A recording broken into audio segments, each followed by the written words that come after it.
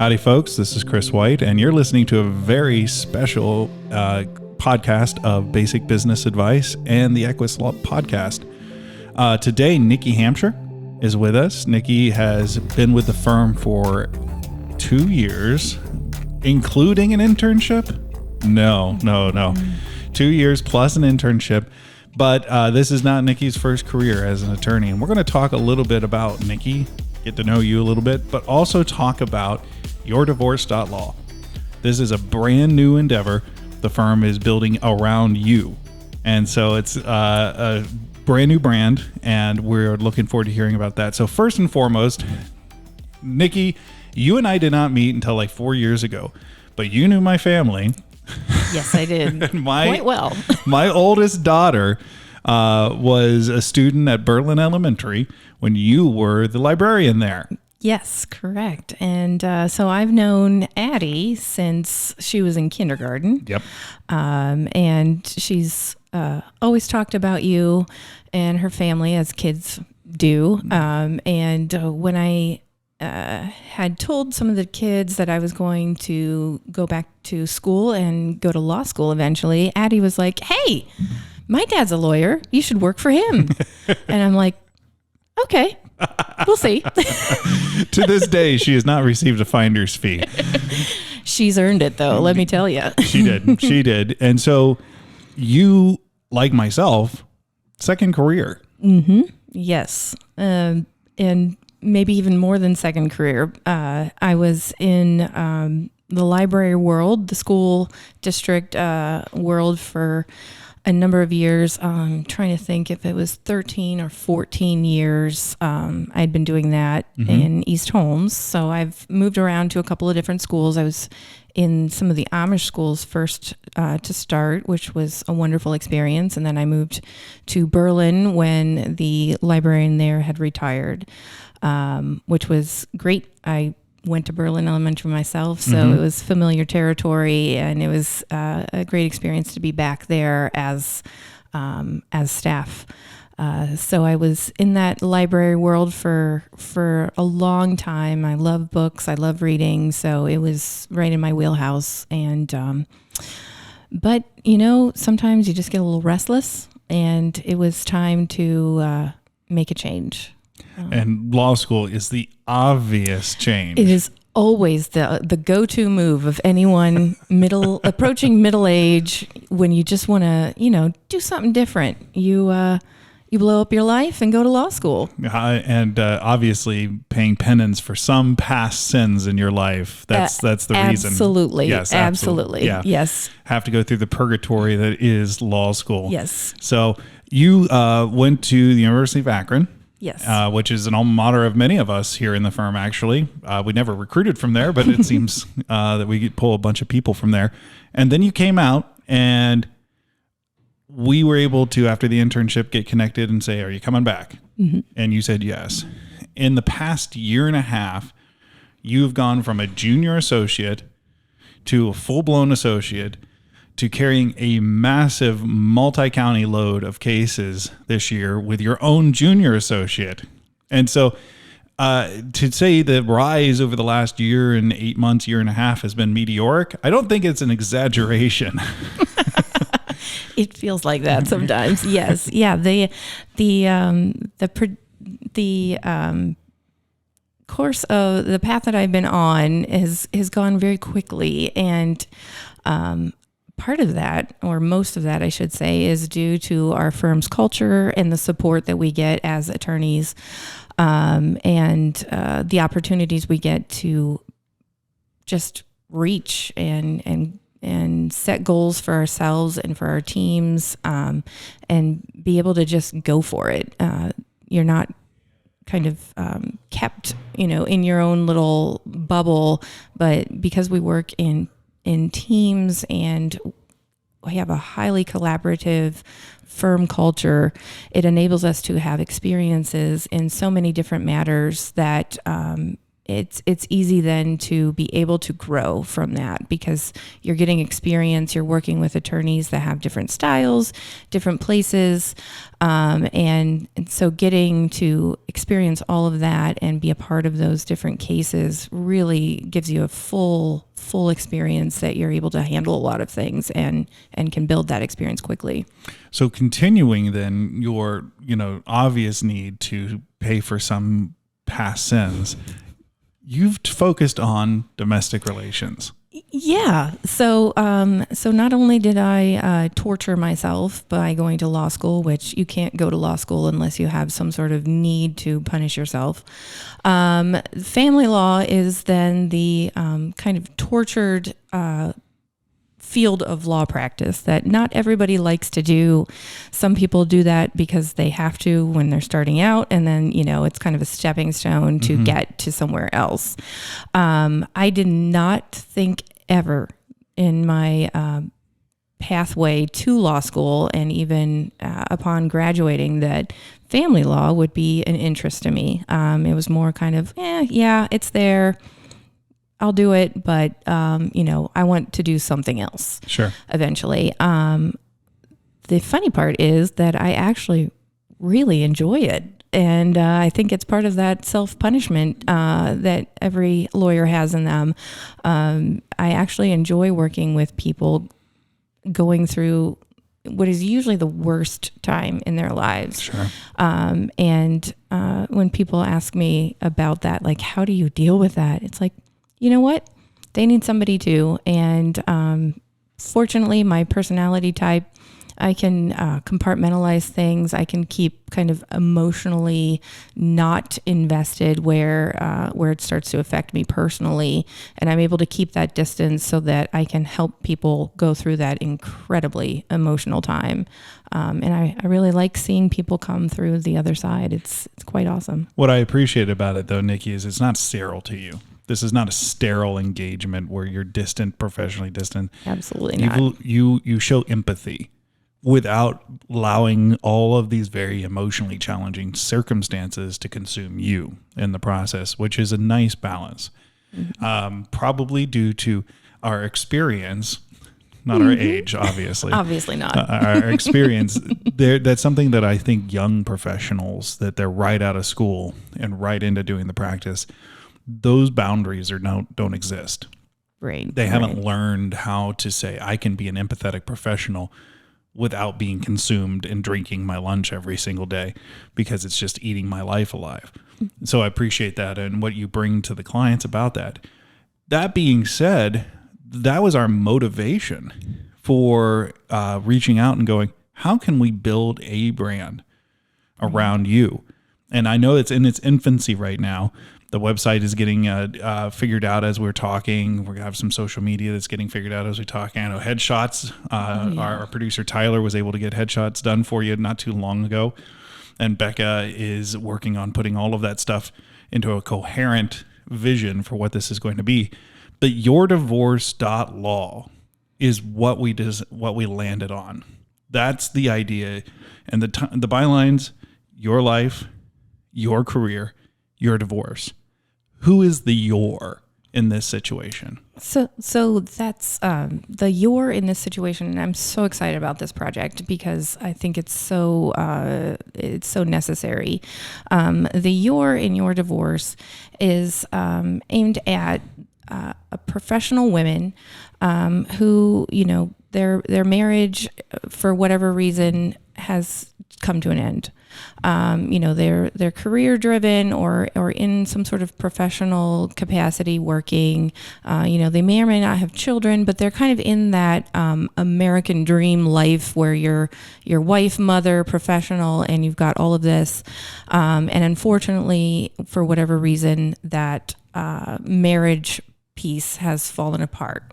And so it's aimed at allowing women to kind of take charge and kind of reclaim their life, and then also to be able to control what that life will look like after the divorce. Because, my job essentially ends at that, once the divorce is done. But then that's where that client's life is really just beginning. Sure. And so I like to give them some sort of semblance of control and give them an idea of what that picture is going to look like, so that once that happens, they can hit the ground running and start rebuilding who they are. A lot of times, professional women like that, and, myself included, I'm in that category. I have kids. I'm not divorced, so that's, good, on that part. But just having all of those titles surrounding your identity, you tend to lose who you really are, as you're just kind of through the busyness of life. And so your divorce is aimed at reclaiming that identity. That's and kind of refinding that and preparing for the next chapter. That's so powerful because, as somebody who's been married 23 years, your identity is entangled. Absolutely. With these people. And to think about disentangling. And, normally if you reach the point where somebody might have to call you, that point of disentangling has already been in process. Right. But then finding yourself after that. And I think there's also something that we need to highlight. Divorce is complex. Yes, it is. It doesn't always have to be messy. Right. It's definitely, especially if you've been with somebody for decades, it can take a long time to disentangle it, but it doesn't have to be messy in the sense that it doesn't have to be antagonistic. Right. That's, you're navigating ones that are, where people, the water under the bridge is the water under the bridge. Yep. Absolutely. Absolutely. But there's also ways to move past this, to have healthy post-divorce relationships, especially if there's still kids involved in this. Yes. And so is that true, though, that while divorce is complex, it doesn't have to be messy? Absolutely. Absolutely. It does not have to be messy. And that's how I kind of approach each divorce that I have at the beginning. Is my philosophy is, this is something, like you said, needs untangled. It's going to be very difficult sometimes to untangle those, and painful process, no doubt about it. But there are ways to do it in such a manner that doesn't have to be contentious and doesn't have to be hurtful while we're doing that. It doesn't have to cause more hurt as we're going. So divorce does not have to be messy and painful in and of itself. Certainly untangling those things. And sometimes, there's other circumstances or there's issues that have occurred in the marriage that kind of come to light during the process. But the process itself doesn't have to cause that, extra hurt to add on to it. And there are ways to work with the parties to make sure that, everyone can kind of disengage from this relationship in a way that they are still human beings afterwards and can still get along. A lot of times, certainly, it does get rather messy as those things rise to the surface, but it doesn't have to always be that me versus you kind of antagonistic, like fighting. Sure. It can be, this is what we have to do, and we need to do it together in a way that will leave us both with a life to have afterwards, especially when there's children involved. I've had several clients who have been able to navigate that process and be successful at co-parenting afterwards. So I know it can be done. Good. You don't know, it's hard to predict how people will react to things during the process of divorce. Some people don't handle, especially that initial shock of the papers very well. But a lot of times, once that has a chance to kind of sink in, a lot of people come to that, okay, this is now over, and we need to now just navigate the kind of process of disengaging from each other. And so once that kind of sets in and the parties can understand that, yes, the marriage is broken, that sometimes deflates a lot of the emotion. And that's, and emotion is where those kind of messy, divorce stories that you hear that are awful and can really rip people apart, very painfully, that's where that happens. So trying to remove some of that emotional charge is important in getting to a solution. So one of the things I like that you said is the service of the papers. So if you've been married to this person for any length of time, the divorce proceeding reduces that marriage to what's on a piece of paper. Yes. Numbers, yes, it does. Spousal support, retirement fund, separation, co-parenting plans, who gets the house, who gets the proceeds of the sale, all of this, and whether it's been an antagonistic split or a mutually agreed upon split, that's a lot of issues, but it does feel bad that everything's just getting put down on a piece of paper. Right. Yes, absolutely. And that's what I try to explain to clients too initially is, all of the things that have happened in your marriage, all of the situations, circumstances that have led to this breakdown. Those details are important, but at the end of the day, the courts kind of look at it as a balance sheet because they can't really deal with the emotional part. That's not their job. That's not, what they're there for. It's not to, kind of score up one on the other party as you're going through this. It's at the end of the day, a balancing sheet, financially. And so, it's rather dry and it can be kind of it's just a weird way to look at your life, especially if you've been married quite some time.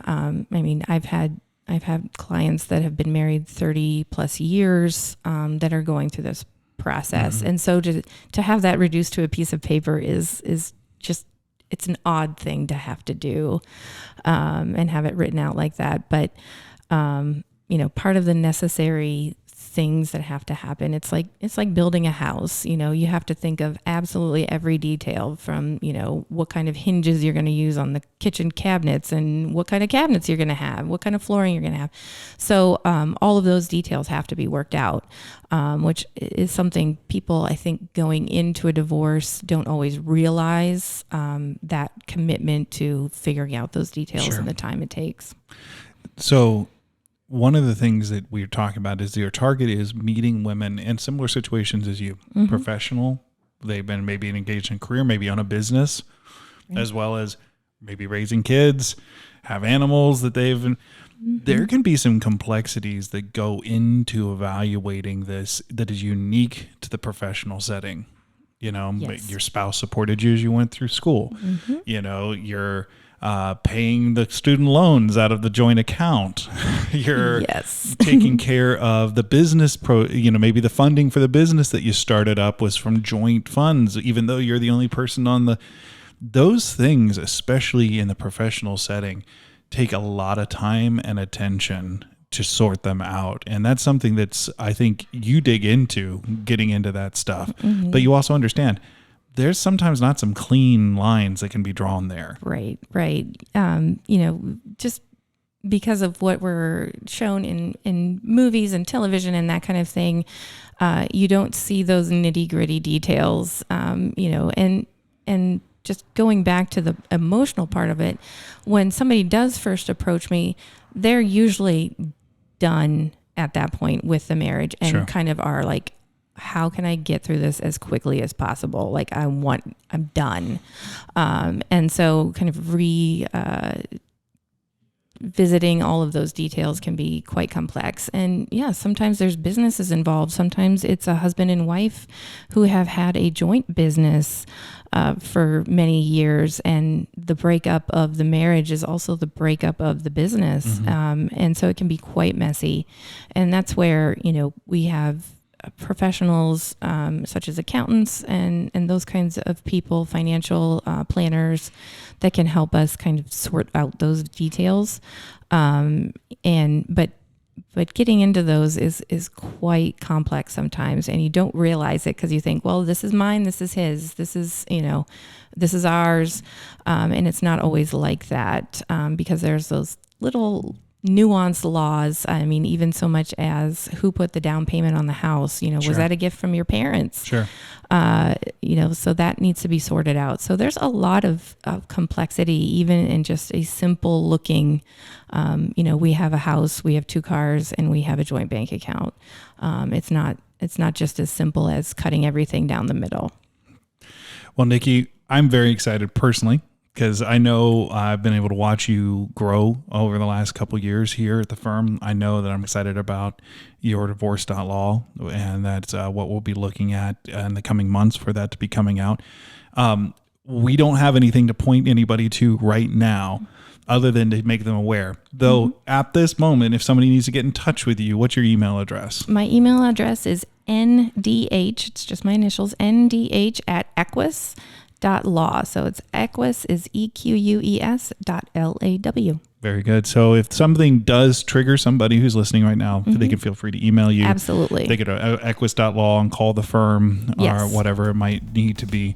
And just to be clear, you're not saying you're not willing to help women who are not in a professional setting, maybe a homemaker setting or whatever it may be, but the YourDivorce.law is definitely aimed in a very specific direction. Yes, it is. Yes. But yeah, anyone that is in need of those services can absolutely talk to me. I love to talk to different people in different circumstances about their options. Fantastic. Well, thank you, Nikki. Appreciate it so much. And for our listeners, thanks for listening in with us today. If there's anything that Nikki can do, you know how to get in touch with her. Have a great day.